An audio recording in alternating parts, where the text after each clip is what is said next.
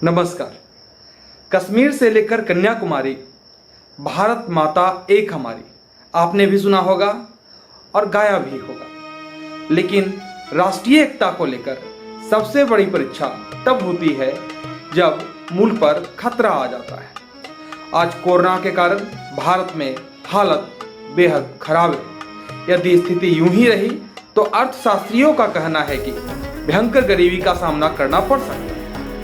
Food supply का ढांचा ठीक नहीं हुआ तो भुखमरी की भी स्थिति आ सकती है। अप्रैल के तीसरे सप्ताह में इंडियन एक्सप्रेस में रघुराम राजन, अमर्त्य सेन और अभिजीत बनर्जी ने संयुक्त रूप से आलेख लिखकर सरकार को चेताया था कि इस समय राशन कार्ड बनाने में जरूरी जांच में ढिलाई बरतते हुए जल्दी से जरूरतमंदों को राशन कार्ड जारी करना चाहिए। इन अर्थशास्त्रियों ने भूखमरी की भी आशंका जताई थी। हालांकि भूखमरी की आशंका कुछ महीनों बाद की स्थिति के बारे में की थी, किंतु शर्मनाक यह है कि मजदूरों के सामने यह भूखमरी तब आ गई है जब देश के अनाज का बफर स्टॉक तिगुना है। और उससे भी शर्मनाक बात यह है कि यह भूखमरी बिहार, उत्तर प्रदेश, झारखंड, ओडिशा के किसी गांव में नहीं आई है।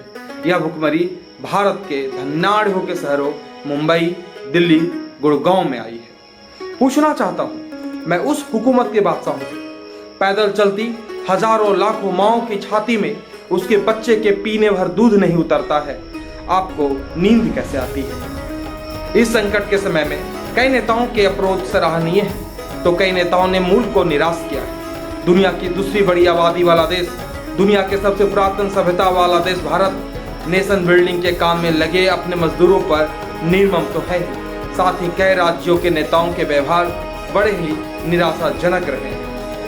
जिस दिल्ली को बनाने में इन मजदूरों की भूमिका है, उस दिल्ली की केजरीवाल सरकार ने कोई ऐसा कदम नहीं उठाया जिससे यह पता चल सके कि वह प्रवासियों को रोकने के लिए सजग है। अफवाहों की आंधी में और भूख की मार के कारण लॉकडाउन टूटना दिल्ली से ही शुरू हुआ था। महाराष्ट्र सरकार के मंत्री अनिल देशमुख 17 मई को बयान देते हैं कि बिहार और बंगाल जैसे राज्यों अपने नागरिकों को वापस ले जाने के मामले में बेहद धीमे हैं।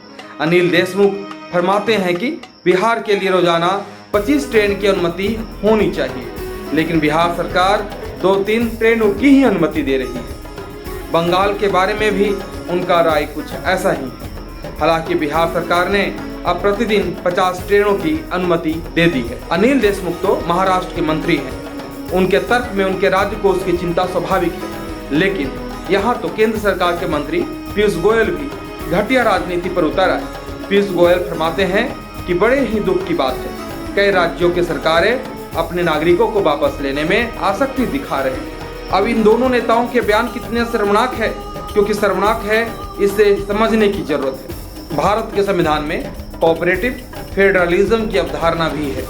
यह सिर्फ केंद्र और राज्य सरकारों के बीच पावर शेयरिंग का फार्मूला नहीं है, यह राज्यों को एक दूसरे को सहयोग करने को लेकर भी है।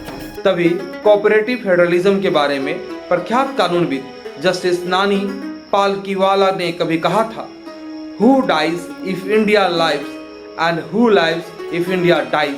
अर्थात भारत के तमाम राज्यों के लोग एक साथ जिएंगे, एक साथ मरेंगे।